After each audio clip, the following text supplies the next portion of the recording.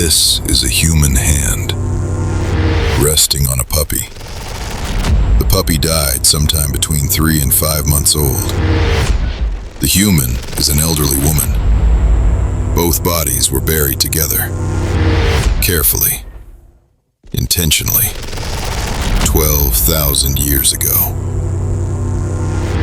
This grave is the oldest evidence in human history that we choose to face death beside the animals we love. The grave was found in a place called Ain Mallaha in the Hula Valley of northern Israel. The local name simply means spring of salt.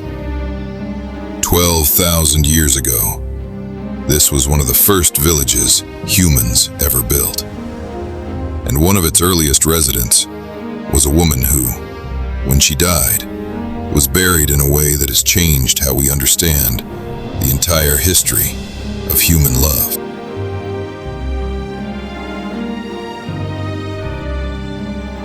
The grave was excavated in 1975, scientifically catalogued as Grave H.131, published in the journal Nature 3 years later. And to this day, no older grave of its kind has ever been found anywhere on Earth.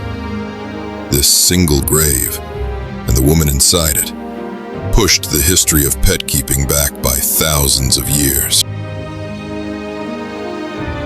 Who was she? Why did her people bury her with a puppy in her hand? And what does this single grave tell us about who we are? About who humans have always been? This is her story. A story science only managed to read 47 years ago. A story that begins 12 millennia before the first word was ever written.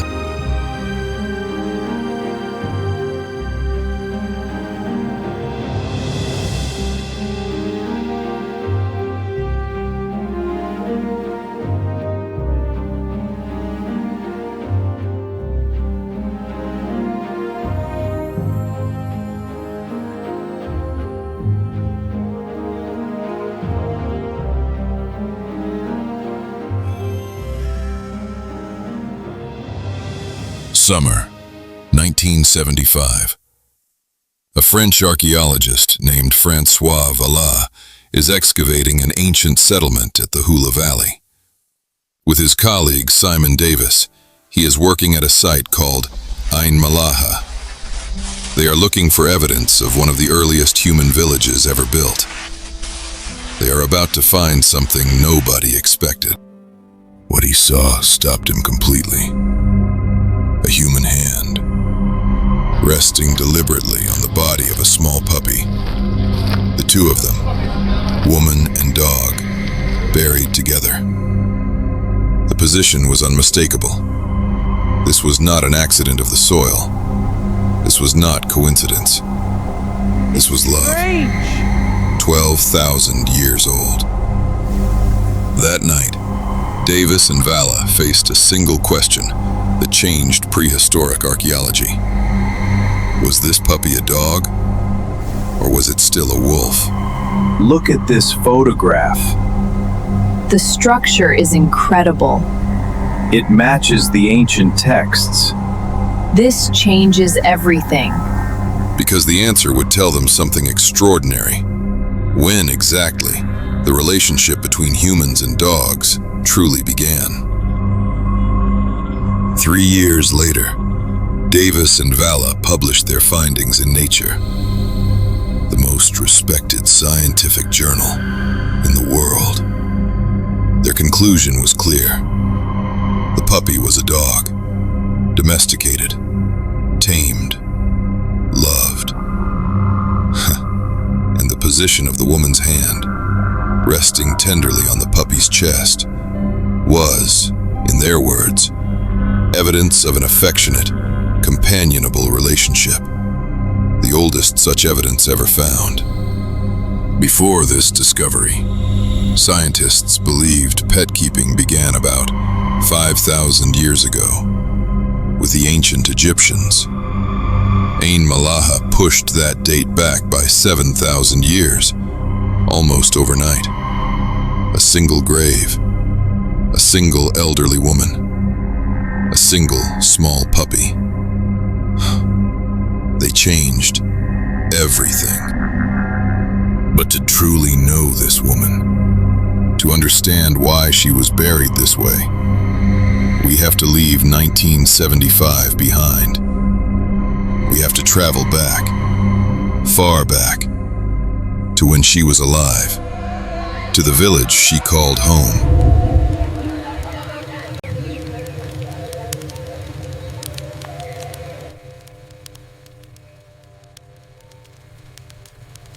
"12,000 years ago, the Hula Valley was one of the most beautiful places on Earth. The land was so fertile that a group of people, for the first time in human history, made a radical decision. They stopped wandering. They settled. They built houses. They built a village. These people are called the Natufians. They lived between 15 and 11,000 years ago in the lands that are now known as Lebanon, Syria, and Jordan. They were the first humans on Earth to build permanent villages.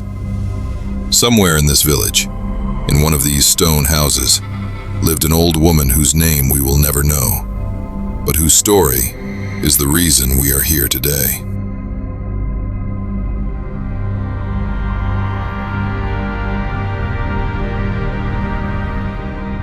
And while they built their villages, the Natufians were doing something else extraordinary at the same time.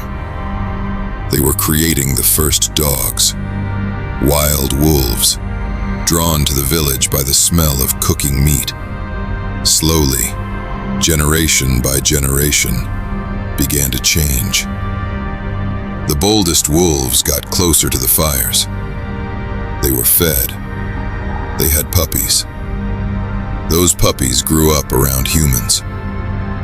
Over hundreds of years, wolves became something new, smaller, calmer, trusting.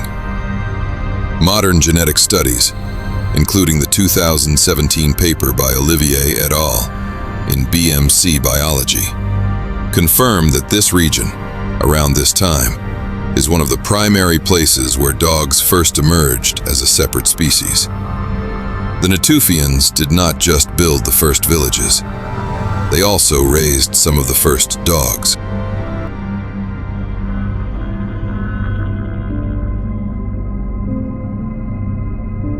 To understand the Ain Mallaha grave, we have to understand how Natufians buried their dead in general. Most Natufian burials follow a clear pattern. The body is curled in a fetal position, buried inside the village, often directly beneath the floor of a family house. Sprinkled with red ochre, a sacred pigment, accompanied by personal possessions, jewelry, tools, ornaments. The Natufians believed in continuity. Death was not an ending, it was a transition, and the family stayed close to their dead, literally living above them, year after year. This was a culture that took burial seriously, which makes what happened in Grave H.131 even more significant. Most Natufian graves did not contain any animals. The Natufians did not bury animals with their dead. Grave H.131 was almost unique. It was not an offering. The puppy was attached to her body, and her hand rested gently on its chest, as if she had asked, perhaps as her last request, to be buried this way, with her dog, so that they could stay together forever. We will never know her name, but we can know something about her. Skeletal analysis shows she was at least 45 years old. She had lived a long life, and at some point in those years, she had received or raised a small puppy. A puppy she loved enough that when she died, her community honored a request unlike any other in the entire Natufian archaeological record. Let us go back to her village, before the grave, when she was still alive, and the puppy was still with her. We don't know how she got the puppy. It may have been a gift. What we do know is that the puppy was very young, between 3 and 5 months old when it died. This means that it only stayed with her for a few months. A morning's gift. Oh, a little one. It nuzzles so sweetly. Imagine her ordinary days. She wakes up in the morning to find the puppy awake beside her. She grinds wheat. She walks to the spring to fetch water. She visits the elderly. She shares small pieces of her bread with them. She is an old woman. She has lived through sorrow and loss. She has earned, now, the companionship of a small creature that loves her. She lived through one of the most important moments. The Ice Age was coming to an end. The climate was warming. Her people were learning, for the first time, how to grow food, and were building houses that wouldn't be abandoned as the seasons changed. And she had a puppy. Sometimes, the smallest things in history are the most important. We don't know exactly why the puppy died. Skeletal analysis shows no signs of violence. Perhaps it was illness. Perhaps an accident. Perhaps simply the harsh realities of life in a world without veterinary care. And we do know, from what happened later, that its death profoundly changed the elderly woman.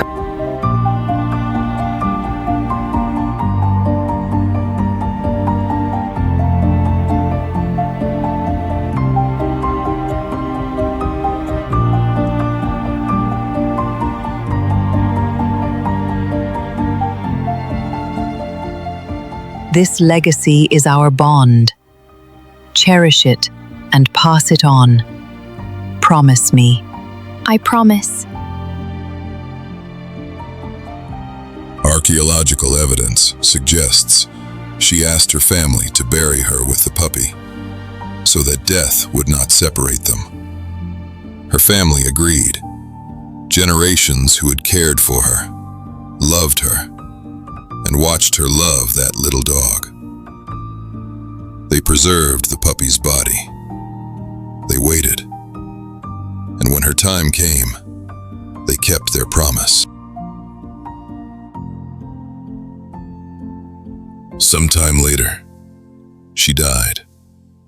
The skeletal evidence suggests no signs of trauma, likely natural causes from old age. She died surrounded by her family.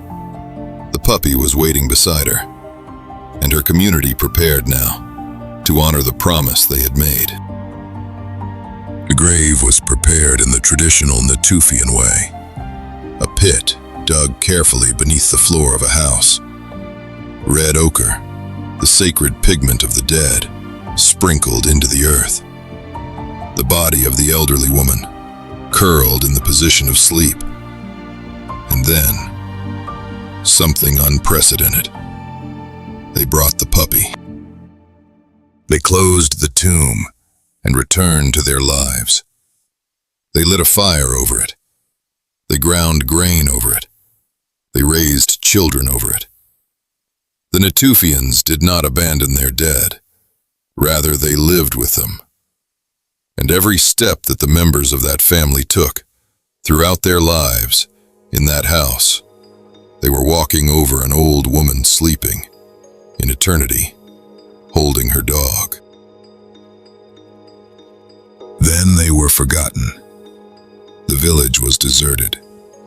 The earth covered everything. Egypt built its pyramids. Babylon rose and fell. Rome conquered and collapsed. The Crusaders roamed the earth. The Ottoman Empire rose and fell. Modern states were born. 2 world wars were fought. And throughout all of that, over 12,000 years of human history, the old woman lay in the dust of the Hula Valley, holding her puppy, still. And then, 12,000 years later, François Valla brushed the soil away and found her, exactly as her family had placed her hand still on her puppy, her promise still kept. The earth had remembered, even when humanity had forgotten.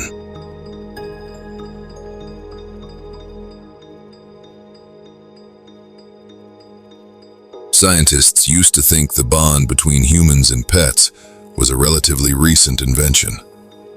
But the Ain Mallaha tomb proved otherwise. The bond predates civilization. Everyone who loved a pet, every child who cried for a goldfish, every adult who buried a dog with tears, each of them is doing what an old Natufian woman asked of them 12,000 years ago. Love doesn't die. It is passed down to future generations.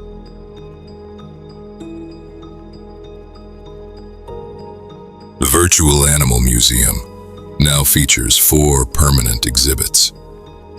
Conga Sumer, Sacred Cats of Egypt, Bison Takta Oduber, and now, Ain Mallaha woman, the old woman whose name we will never know, the puppy whose name was never recorded.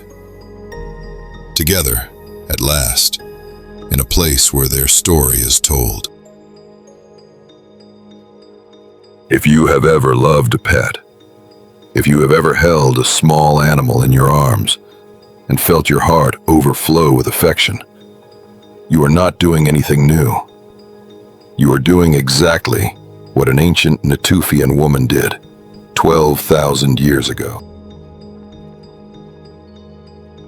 One hand, one puppy, 12,000 years. They are still there, right now, in the earth of the Hula Valley. The way she asked, the way her family kept their promise. And now, their story has reached you. Old woman of Ain Mallaha, we do not know your name, but we know you loved. And tonight, 12,000 years later, the world remembers you. If this story touched your heart, subscribe. Every week, we revisit the memory of a forgotten animal. Share this episode with someone who loved a pet. Comment below, what's your beloved pet's name? Tell us, because somewhere, 12,000 years ago, a woman's puppy wasn't even named. But your pet's name can be. Right now, in the comments, let's fill them with the names of every animal people have loved throughout history. Every claim in this episode is documented.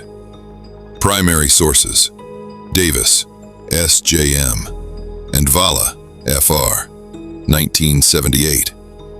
Evidence of dog domestication, 12,000 years ago, in the Natufian culture. Published in Nature, Volume 276. Olivier, M. et al., 2018. Dogs accompanied humans during the Neolithic expansion into Europe. Published in Biology Letters. Bar Yosef, O. 1998.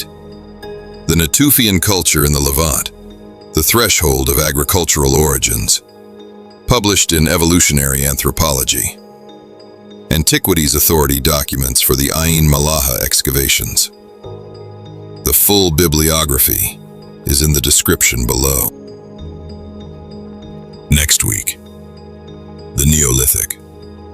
Around 8000 BCE, the site of Çatalhöyük in modern-day Turkey one of the oldest cities ever built, where archaeologists found rooms decorated with the horns of dozens of bulls. Animals so sacred, the entire city's religion may have revolved around them. The story of the first sacred animals of urban civilization.